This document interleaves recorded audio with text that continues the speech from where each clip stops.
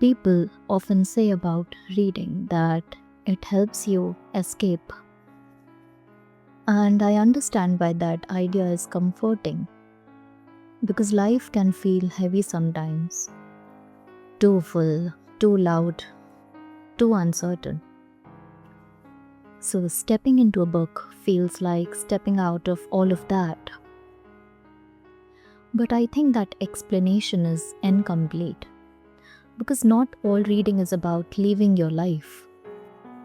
Sometimes it's about accepting it without feeling overwhelmed by it.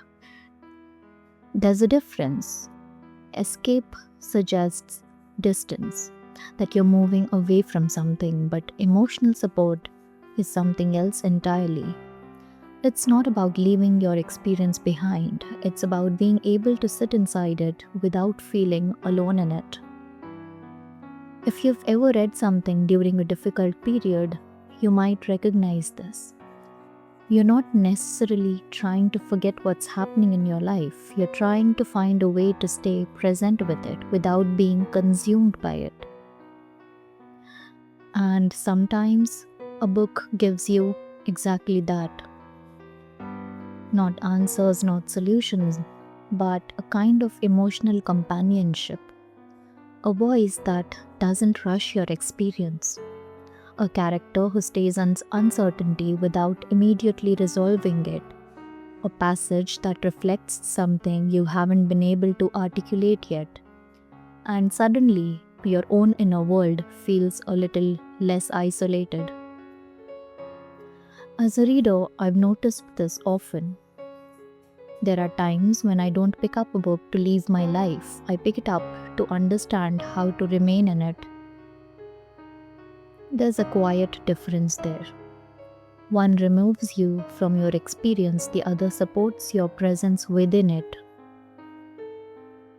And literature at its deeper level often does the second thing.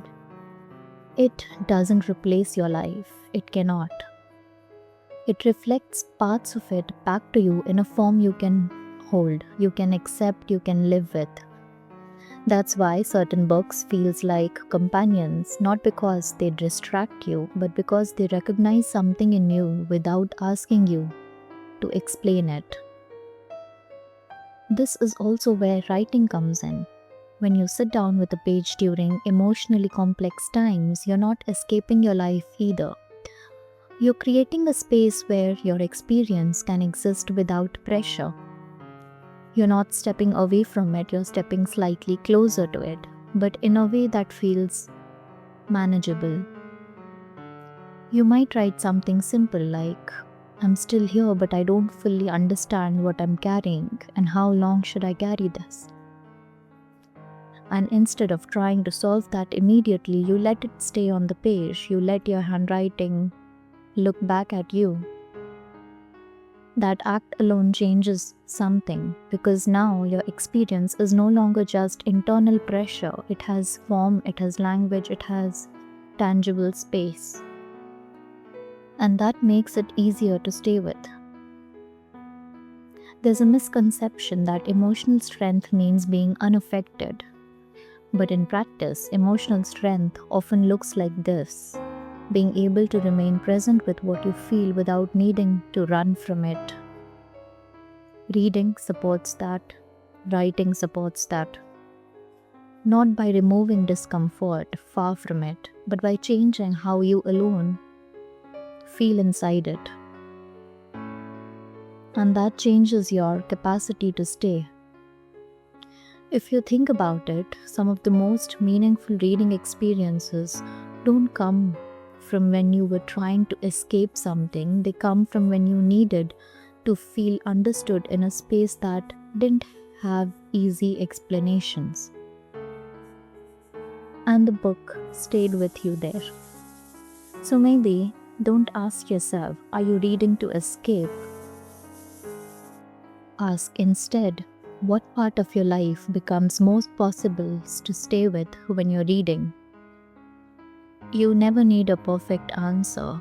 You never need an instant answer. You just have to notice the gradual acknowledgement that life brings to you. Because sometimes literature doesn't take you away from your life. It teaches you how to remain inside it without feeling like you're carrying it all alone.